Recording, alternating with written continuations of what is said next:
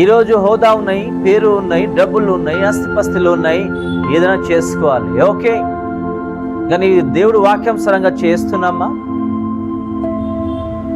దేవుడికి చిత్తం ఉన్నాయా అది చేయడానికి? మనకి ఏమన్నా దేవుడు ఇన్ఫర్మేషన్ ఇచ్చారా?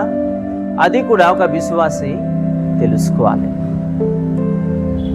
ఈరోజు వివాహం విషయమైనా సరే, సంబంధం విషయమైనా సరే, దేవుడు చిత్తం లేకుండా కొంత కుటుంబం చేస్తారు. దేవుడు నుంచి ఇన్ఫర్మేషన్ లేకుండా చేస్తారు. లాస్ట్లో వివాహం తర్వాత రకరకాల సమస్య వస్తే మళ్ళీ దేవుడికి నింద. దేవా ఇలాంటి కోడలు మీరు ఇచ్చారు, ఇలాంటి అల్లుడు మీరు ఇచ్చారు, దేవా ఇలాంటి మీరు కుటుంబం ఇచ్చారు, అలాగని దేవుడు మీద మేము తోసిస్తున్నాము.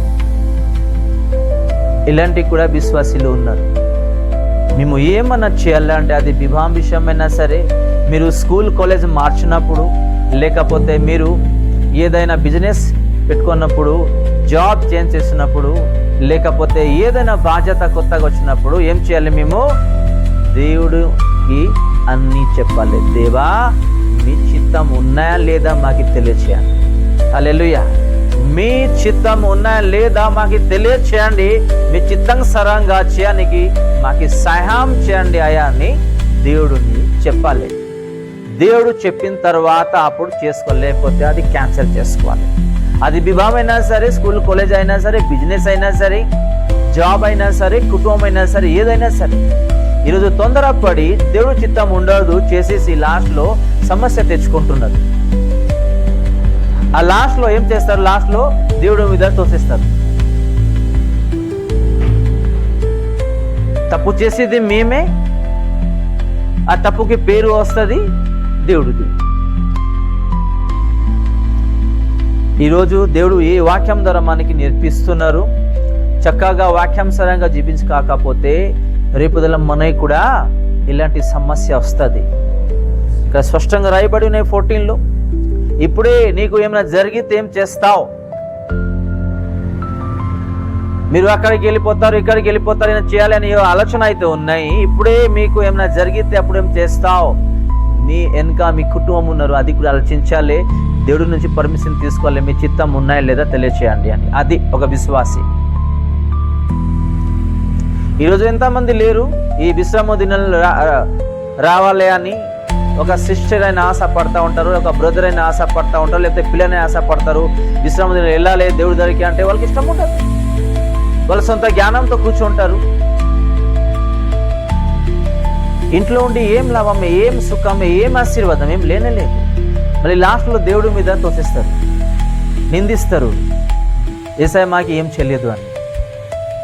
ఇది కూడా తెలుసుకోవాలి. ఎంత ఈ భూమిలో విశ్వాసి మధ్యనే ఎక్కువ సంఖ్య ఎవరిది? సిస్టర్స్ వాళ్ళది. అంటే చర్చికి రావడము, దేవుడి దగ్గరికి రావడం. ఎందుకైతే సిస్టర్ ఒక ఆడవాళ్ళకి ఒక భారం అయిపోయింది. అది పిల్లల విషయమైనా సరే, భారత విషయమైనా సరే, జాబ్ విషయమైనా సరే, ఆర్థిక విషయమైనా సరే, కుటుంబం విషయమైనా సరే, ఒక భారం అయిపోయింది లేడీస్కి. ఏ చర్చ్కి వెళ్ళండి లేడీస్ ఎక్కువ ఉంటారు. హల్లెలూయా. ఫస్ట్ ఎవరు వచ్చారు ఈ భూమికి? ఆదం వచ్చారు. ఆదం ముందు ఉండాలి కదా. ఆ ఆదం ఎవరు? మేమే. కానీ ఇప్పుడు ఎవరు ఉంటున్నారు? హవ్వ ఉంటున్నారు. హవ్వ కష్టపడుతున్నారు, కుటుంబంకి పోషిస్తున్నారు, చక్కగా పిల్లల్ని కూడా పోషిస్తున్నారు, స్కూల్ ఫీజు కడుతున్నారు, కాలేజ్ ఫీజు కడుతున్నారు, భారతాన్ని కూడా పోషిస్తున్నారు. అంటే చూడండి, కొంత విశ్వాసికి ఇలాంటి మనసు ఉండదన్నమాట. దేవుడు చిత్తానుసారంగా ఏమున్నాయి జీవించాలి అని. మేము ఈరోజు ఏ వాక్యం అయితే వింటున్నాము, ఈ వాక్యం అయితే దేవుడు మాకు ఇచ్చారు, ఈ వాక్యానుసారంగా జీవించాలి. అది ఏంటి? దేవుడు చిత్తం ఉన్నాయా లేదా ఆ ఒక్కటే తెలుసుకోవాలి. ఒకవేళ దేవుడు చిత్తం లేకపోతే ఏదైనా మేము చేయకూడదు. అది మనకి మంచి కానే కాదు. అది ఇచ్చిన వాక్యం ద్వారా దేవుడు మా ప్రతి ఒక్కరిని ఆశీర్వదించి కాదు. ఆమేన్.